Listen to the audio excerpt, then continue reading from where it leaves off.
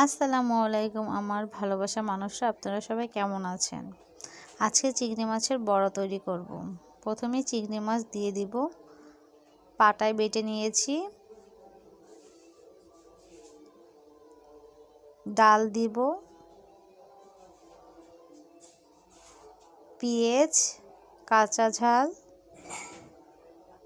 ধনেপাতা দিয়ে দিব। চালের গুঁড়ি দিলাম, নুন দিব,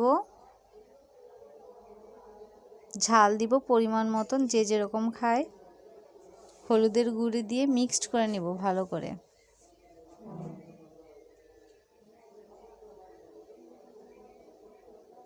আমি আগে থেকে তেল গরম করে রেখেছি, এখন অল্প আছে ভেজে নিব।